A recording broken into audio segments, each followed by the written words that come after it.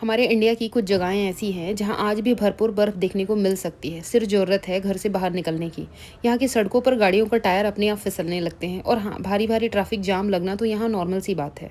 अपने घर से इतना दूर आकर लोगों को क्या ही मिलता होगा, ये स्नोफॉल। जी हाँ, ये स्नोफॉल देखने के लिए ही लोग कश्मीर आना पसंद करते हैं। इसलिए स्नोफॉल देखने के लिए मैं भी पहुँच गई जन्नते कश्मीर कहे जाने वाला गुलमर्ग में।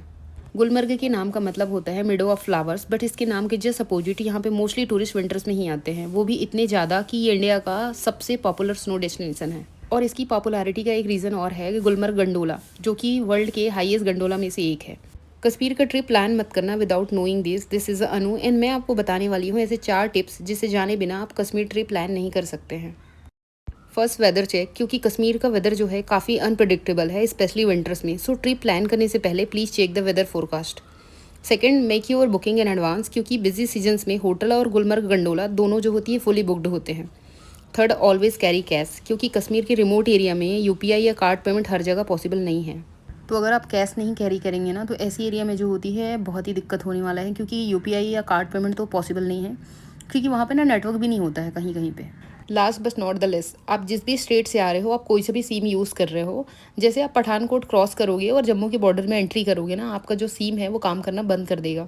आपके फ़ोन से नेटवर्क गायब हो जाएगा और आप जो है ना तो कॉलिंग कर पाएंगे और ना ही नेट यूज़ कर सकते हैं। इसके लिए सोल्यूशन ये है कि आप जो है एक लोकल सिम ले लो, जिसका जो नेटवर्क है वो जम्मू कश्मीर से लेकर लद्दाख तक काम करेगा। ये जो सिम है वो किसी भी लोकल शॉप में 50 रुपीज़ या 100 रुपीज़ में मिल जाएगा, और इसमें जो भी आपको रिचार्ज कराना है वो उसके अकॉर्डिंग जो होती है आप रिचार्ज करवा सकते हो। इसमें दूसरा ऑप्शन ये है कि एक 500 की सिम आती है जिसमें अनलिमिटेड 5G आप यूज़ कर सकते हो, पर मेरे अकॉर्डिंग जो होती है मुझे वो वर्थ इट नहीं लगा। वो इसलिए नहीं लगा क्योंकि हर जगह पे आपको 5G नेटवर्क मिलेगा नहीं, और 5G नेटवर्क मिलना नहीं है मतलब अनलिमिटेड यूज़ नहीं कर सकते आप। बहुत सारी ऐसी रिमोट एरिया है जहाँ पे तो 5G छोड़ो, आपको 4G, आपको नॉर्मल कॉलिंग करने के लिए भी नहीं मिलेगा, नेटवर्क तो दूर की बात है। तो ये जो होती है वर्थ इट है नहीं। अब जब आप कश्मीर घूमने आ ही गए हो तो गुलमर्ग जाने का प्लान तो बनाया ही होगा ना। आपको पता है श्रीनगर से गुलमर्ग मात्र 220 रुपये में कैसे जा सकते हो?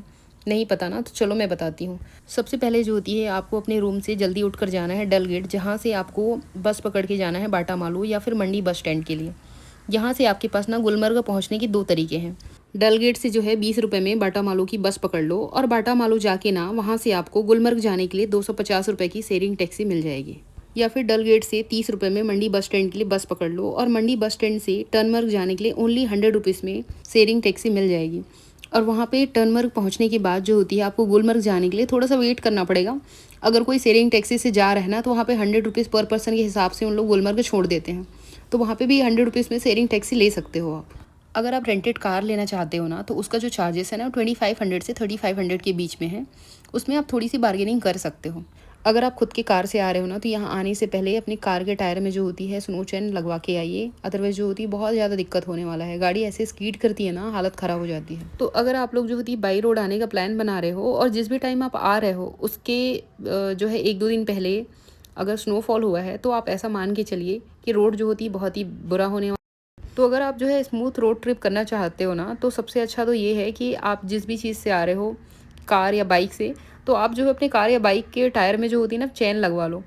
चेन लगवाने से ना सारी प्रॉब्लम ही ख़त्म हो जाएगी, क्योंकि इस गाड़ी जो होती है ना उतनी स्पीड नहीं करती है, मतलब स्नो में भी स्मूथली आप जो होती है ड्राइव कर सकते हो। और ये जो स्नो चेन है ना, वो श्रीनगर के किसी भी लोकल मार्केट में या सोनमर्ग की किसी भी लोकल मार्केट में, या अगर आप गुलमर्ग जा रहे हो तो गुलमर्ग ऊपर जाने से पहले जो नीचे मार्केट है ना, वहाँ ईजिली मिल जाएगा। या तो आप वहाँ से ख़रीद सकते हो या फिर आप रेंट से भी ले सकते हो। कश्मीर जिसको जन्नत भी कहा जाता है, और यहाँ चारों तरफ आपको मिलेगा पहाड़, बर्फ़, और मिलेगी बहुत सारा सुकून। लेकिन ना यहाँ के एक सच ये भी है कि यहाँ की खूबसूरती जितनी असली है ना, उतनी ही कुछ लोग टूरिस्ट को देख के कुछ एक्स्ट्रा स्मार्ट हो जाते हैं। तो अगर आप भी कश्मीर पहली बार आ रहे हो ना, तो हो सकता है कि आप भी इनके ट्रैप में फंस जाओ और इस स्कैम के शिकार हो जाओ। तो आपको करना क्या है, मैं आपको इस वीडियो में बताने वाली हूँ। आपको यहाँ पे ना बहुत सारे स्कैम देखने को मिलेंगे, उनमें से मैं 7 स्कैम आपके लिए कवर कर रही हूँ इस वीडियो में, जिनको आपको ध्यान में रखना है, और आप इन स्कैम से बच जाओगे अगर आपने मेरे टिप्स फॉलो किया तो। वीडियो को ना एंड तक जरूर देखना, क्योंकि लास्ट वाला जो स्कैम है ना बहुत ही कॉमन होने वाला है। सबसे पहला स्कैम शुरू होता है बस स्टैंड से या रेलवे स्टेशन से। जैसे ही आप श्रीनगर पहुंचते हैं, तो आप जो है रेलवे स्टेशन आएंगे या फिर बस स्टैंड आएंगे या फिर आप आएंगे एयरपोर्ट, तो इनके बाहर आपको बहुत सारे टैक्सी ड्राइवर मिलेंगे। और अगर आपने पहले से रेट चेक नहीं किया है ना, तो यहीं से स्टार्ट होती है पूरी कहानी। यहाँ टैक्सी वाले टूरिस्ट को देख के अलग अलग रेट बताते हैं। शॉकिंग है बट रियल है। अब आपको ऐसे में करना क्या है, अगर पॉसिबल है ना, तो आप लोकल बस ले सकते हो। और अगर आपको बस नहीं मिल रही है और आपको अपना टाइम भी सेव करना है, तो पहली बात जो आपको ध्यान में रखना है वो ये है कि किसी एक टैक्सी वालों की बातों पे ना भरोसा नहीं करना है। अलग अलग लोगों से रेट कंपेयर करना है। और जो JNK के जो ऑफिशियल वेबसाइट है ना, जिसमें टैक्सी के रेट लिस्ट लिखे हुए हैं, आप एक बार ज़रूर वो चेक करो टैक्सी बुक करने से पहले। अगर आपने होटल पहले से बुक किया हुआ है ना, तो ट्राई करना कि होटल से ही पिकअप अरेंज हो जाए, ये बेस्ट रहेगा। जो भी कम्युनिकेशन करो टैक्सी ड्राइवर से क्लियर करना कि फ़ाइनल कितना होगा, कोई एक्स्ट्रा चार्ज तो नहीं देना होगा। और हाँ, एड्रेस भी सही सही बताना, वरना बाद में ये एक्स्ट्रा चार्ज लेंगे और आप कुछ कर भी नहीं पाएंगे। इसलिए क्लियर कम्युनिकेशन, नो टेंशन, ये रूल्स हमेशा याद रखना। नेक्स्ट स्कैम की हम जो बात करेंगे वो है होटल बुकिंग का स्कैम। तो होटल बुक करते टाइम जो होती है ना, बहुत सारे स्कैम होते हैं। आप ये ना ज़रूर ध्यान में रखना, स्पेशली पीक सीजन में। एक और चीज़ होती है कि जो ऑनलाइन फ़ोटोज़ होते हैं ना, वो बहुत ही लग्जरी दिखाते हैं, और जो रूम की ग्राउंड रियलिटी होती है ना, बहुत ही एवरेज होती है। तो आपको ना बिना रिसर्च किए यहाँ पे नहीं आना है, और आपको ना रेट भी डबल लगेगा पीक सीजन में। तो आपको ना ये ध्यान में रखना है कि जो भी फ़ोटो दिखाया गया है ना, उसी के हिसाब से कहीं से भी बुकिंग नहीं करनी है। किसी भी ट्रस्टेड वेबसाइट के थ्रू जो होती है आप बुकिंग कर सकते हो। फेसबुक या इंस्टाग्राम पर बहुत सारे फेक पेज बने होते हैं होटल बुकिंग से रिलेटेड, जो कि एडवांस में आपसे पेमेंट मांगेंगे। आपको ना उन पे ट्रस्ट नहीं करना है। किसी भी ट्रैवल वेबसाइट के थ्रू जो होती है, जो ट्रस्टेबल होती है, उसके थ्रू ही आपको बुकिंग करनी है और उसके थ्रू ही पेमेंट करना है। आप जिस भी होटल को बुक करने जा रहे हो ना, उसका रिव्यूज़ आपको गूगल पर ज़रूर चेक कर लेना चाहिए, और 2-3 होटल से कंपेयर करो, उसके बाद ही होटल चूज़ करो। या फिर ना डायरेक्ट कॉल करके नेगोशिएट भी कर सकते हो, ये ज़्यादा बेटर रहेगा। जो होटल के ओनर होते हैं ना, उनके नाम का QR कोड, फ़ोनपे, गूगल पे, ये सब भी होता है। तो आपको उन लोग लिंक भेजेंगे, जिसमें जो होती है आपको कन्फर्मेशन का भी ईमेल आएगा या मैसेज आएगा। उसके बाद ही आपको उनको पेमेंट करना है, और आपको ना पूरा पेमेंट नहीं करना है। पूरा पेमेंट इसलिए नहीं करनी है क्योंकि अगर आपको 3-4 दिन रुकना है, तो आप ना 1 दिन का ही पेमेंट करो। क्यों? क्योंकि अगर आप जैसे होटल पे पहुँचोगे और आपने जैसे पीक में देखा है, जैसे ऑनलाइन देखा है, और आपको वैसा रूम नहीं मिला, वैसा एम्बियंस नहीं मिला, तो आपके पास हमेशा जो होती है एक ऑप्शन रहेगा ना, कि उसको कंटिन्यू करना है कि नहीं करना है। और जैसे आपको होटल जाके पता चला कि होटल बहुत अच्छा है, जैसे आपने देखा है वैसे ही है, तो जिस टाइम पे आप चेक इन कर रहे हो ना, उस टाइम पे जो होती है, आप ये बोल ही सकते हो कि जो है हम इसको कंटिन्यू करने वाले हैं 2-3 दिन के लिए, नहीं करना है, जो भी है वो आपके ऊपर है। लेकिन जैसे आपने चेक इन भी कर लिया और वो होटल भी आपको अच्छा लग रहा है, लेकिन आप सोच रहे हो कि आज नहीं बोलते हैं, कल बोल देंगे कि हाँ ठीक है आज भी कंटिन्यू करेंगे, तो आपको ऐसा नहीं करना है। क्या पता वो दूसरे दिन प्राइस बढ़ा दे, क्योंकि ये मैं ना अपने पास्ट एक्सपीरियंस से बता रही हूँ कि हम लोग जो होती है ना ऑनलाइन बुक करके गए थे, और वो रूम भी हमको अच्छा लगा था, पर हम लोगों ने सोचा कि चलो ठीक है, देखते हैं कि कल जो है कंटिन्यू अगर करेंगे, तो जब इन लोग चेकआउट के लिए बोलेंगे तो हम लोग बोल देंगे कि नहीं आज हम लोग इसको कंटिन्यू करने वाले हैं। और दूसरे दिन जब हमने बोला ना रिसेप्शन में कि हाँ ब्रेकफास्ट करने के बाद कि हाँ ये जो है ना हम इसको कंटिन्यू करने वाले हैं, उन्हें प्राइस बढ़ा दिया सडन। तो अगर आप जो है चेक इन कर रहे हो और आपको लग रहा है कि होटल बहुत अच्छा है और इसको हम कंटिन्यू कर सकते हैं, तो आप उसी दिन जो है रिसेप्शन में क्लियर कर दो कि आगे जो है कंटिन्यू करना है या नहीं करना है। थर्ड और जो सबसे मोस्ट इंपॉर्टेंट स्कैम है वो है गंडोला टिकट का। तो अगर आप कश्मीर आ रहे हो तो डेफिनेटली जो होती है आपके बकेट लिस्ट में गुलमर्ग जाने का प्लान तो होगा ही। गुलमर्ग का जो मेन अट्रैक्शन है वो है गंडोला राइड। एशिया का हाईएस्ट केबल कार में से एक है। पीक सीजन में ना जो गंडोला राइड का टिकट है वो जल्दी सोल्ड आउट हो जाते हैं। तो इस टाइम पे कुछ एजेंट जो होते हैं ना वो डबल रेट में आपको टिकट ऑफर करेंगे, या फिर ना फेक कंफर्मेशन दिखा के आपको ये बताएंगे कि उनके पास ना टिकट अवेलेबल है।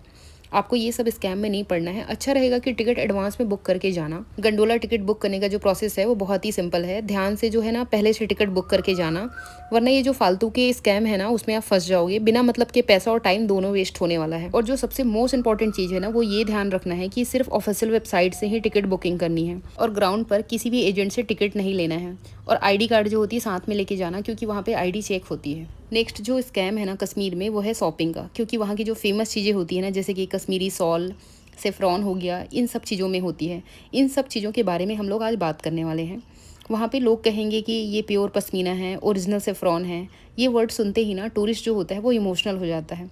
लेकिन आपको समझने वाली बात यह है कि हर एक चीज़ें ओरिजिनल नहीं होती है। फेक पश्मीना और डुप्लीकेट सेफ्रॉन जो होती है बहुत ही कॉमन है। तो आपको जो है इमोशनल नहीं होना है शॉपिंग के नाम पे। आपको कंपैरिजन करना है मल्टीपल शॉप पे। इस स्कैम को अवॉइड करने के लिए जो होती है एक और काम कर सकते हो, वहाँ पे ना गवर्नमेंट ऑथराइज्ड शॉप है, आप वहाँ से भी शॉपिंग कर सकते हो। अगर आपको सेफ्रॉन खरीदना है ना तो उसका GI टैग जो होती है वो चेक करो। आपको कहीं पे बहुत ज़्यादा चीप चीज़ें मिल रही है ना, तो जरूरी नहीं कि वो सही चीज़ भी हो। डाउट करो, चेक करो, कंपैरिजन करो, कम्युनिकेशन करो, और उसके बाद ही शॉपिंग करो। चलिए अब बात करते हैं अगले स्कैम की। गुलमर्ग में अगर स्नो है तो आपको snow dress, boot, gloves, jacket ये सब कुछ रेंट करने पड़ेंगे। अब यहाँ पे प्रॉब्लम कहाँ से स्टार्ट होती है वो बता रही हूँ। इन लोग पहले बोलते हैं कि 300 रुपये में सब आ जाएगा। बाद में बोलते हैं कि ये सिर्फ बूट्स के लिए था, ड्रेस के लिए अलग से लगेगा, ग्लव्स के लिए अलग से लगेगा। तो 300 रुपये का जो चीज़ है ना उसको आप 1000 तक पहुँचा देते हैं इन लोग। तो यहाँ पे जो भी आप जो है सामान ले रहे हो ना, पहले जो है क्लियर कम्युनिकेशन करो कि किसके लिए वो कितना चार्ज कर रहा है। इसी तरह से स्लज राइड और स्नो बाइक में भी जो होती है ऐसे ही स्कैम होते हैं। तो आपको ना करना क्या है कि आपको एक ही बार में पूरे पैकेज जो होती है फाइनल रेट फिक्स करना है। पहले जो होती कंफर्म करना है कि इसमें क्या-क्या इंक्लूडेड है और क्या-क्या नहीं है, उसके बाद ही पेमेंट करना है। नेक्स्ट जो स्कैम है वो पोनी राइड का स्कैम है, जो गुलमर्ग या सोनमर्ग में होता है। यहाँ आपको बोला जाएगा कि आगे आपको जाना है ना तो पोनी लेना पड़ेगा और गाइड भी कंपलसरी है। ऐसा आपको बताया जाएगा कि गाइड के बिना आगे आप बिल्कुल नहीं जा सकते हो। अगर आप इस चीज़ से बिल्कुल भी अवेयर नहीं हो ना तो आप जो है इनके ट्रैप में बहुत ईज़िली फँसने वाले हो।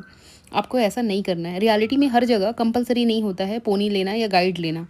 कुछ स्पेसिफिक पॉइंट होते हैं जहाँ पे इनकी ज़रूरत पड़ती है, पर हर जगह ऐसा नहीं होता है। यहाँ पे जो इनिशियल पोनी का जो रेट बताते हैं ना वो 2000 बताते हैं, लेकिन अगर उसमें आप बार्गेनिंग करना आता है आपको ना तो वो 800 से 1000 रुपीज़ तक आराम से आप ला सकते हो। अब मैं आपको बताने वाली हूँ यहाँ का लास्ट स्कैम, जो बहुत ही सिंपल और कॉमन है। कश्मीर में ट्रेडिशनल ड्रेस पहनकर फ़ोटो क्लिक करवाना यहाँ पे बहुत ही कॉमन है।